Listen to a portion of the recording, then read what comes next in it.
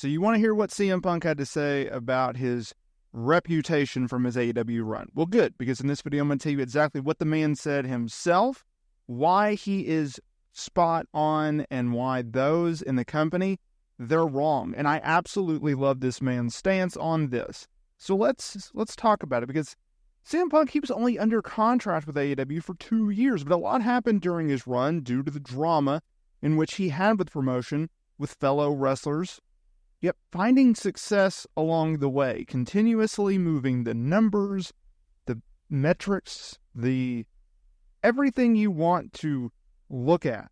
This man did for AEW.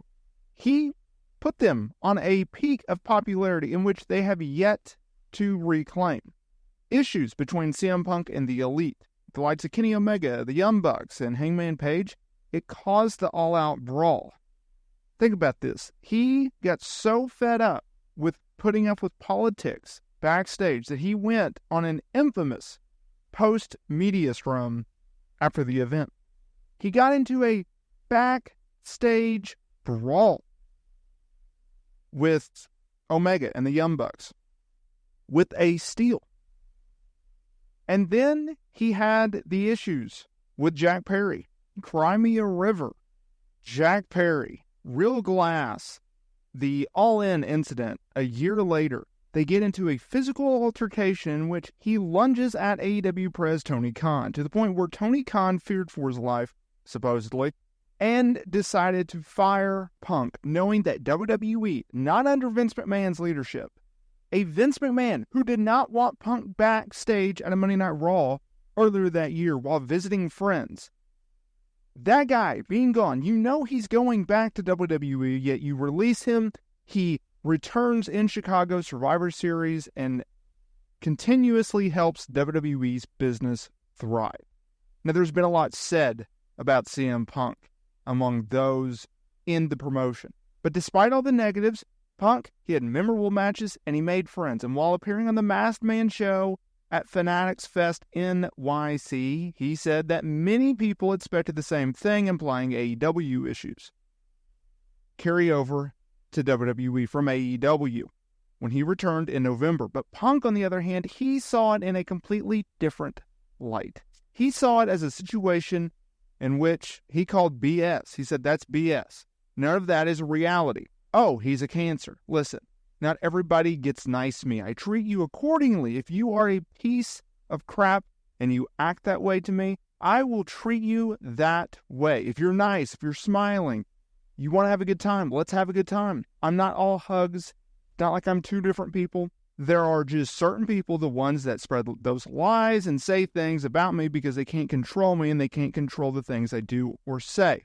They absolutely hate that, so they try to control the other way people feel or see me. It's BS. You're going to have to make your own judgment and draw your own conclusions. Now, of course, although I know it not confirmed, Punk is at least expected to wrestle Drew McIntyre in a strap match, most likely next later this month at the Bash in Berlin PLE after McIntyre went over Punk at SummerSlam. Look at how happy Punk was when he returned to pro wrestling. The infamous Rampage episode in Chicago. He makes his grand return unannounced. They sell out the United Center. It's a major deal. Look how happy he was in that moment. Look at how happy he was, ready to go back and give back to younger talent. Yet it was the younger talent that is what poisoned Punk's career in AEW. It is what he hated the most, right? We have the infamous Ariel Helwani shoot interview, which is basically what it was when he was on the MMA Hour, right? He went into depth as to what went wrong. He went into in depth as to why he had issues with Hangman Page. He took issue with Page going out on a live Dynamite and essentially shooting from the hip, and him having to react in the moment, yet trying to build up to a world championship match. He had to deal with all the backstage BS. And let's be real, there have been countless incidents outside of the name CM Punk in AEW that has resulted in physical altercations or drama, most recently between Britt Baker and MJF. If you look at the situation, if you look at the reality of it all, what Punk has said has been reported and or been shown to be factually true. They are more interested in getting 5-star ratings than they are drawing money. And as ridiculous as that sounds, it's true because Tony Khan books the product the way that it does.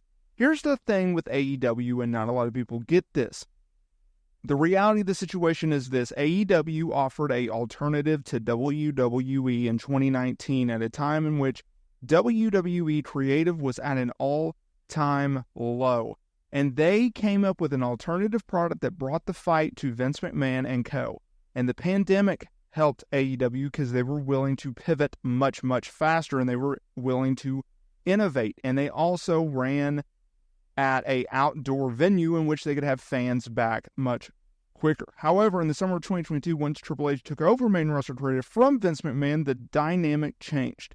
The ebbs, the flows, it changed. All the momentum went to WWE from AEW because Triple H was giving the consumer, the fans, a product in which they wanted to see. That is what WWE has been able to do since 2022, and that is the reason that their business has absolutely soared from every metric possible. And that is also the same reason as to why AEW's business has dropped and seen declines across every single metric known to man that matters in the pro wrestling industry.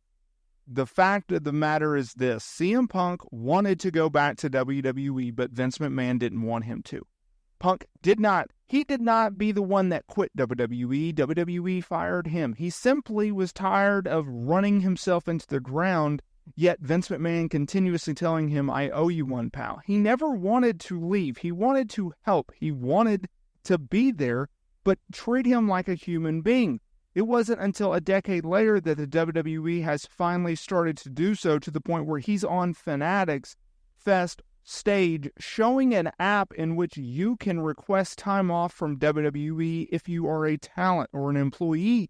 That's how extreme things have changed in a decade since Punk walked out and was fired to when he returned 9 years later. It is mind-boggling to think that you had a CM Punk under contract in AEW, yet you weren't able to make it work. They have not been able to recover whatsoever, and that is on AEW, and that is on Tony Khan. If what you are doing is not working to the full degree, you have to pivot in some certain way. AEW has a very good in-ring product. I have criticized their storylines dramatically, and that is something in which they have to look themselves in the mirror and see what they can do about it.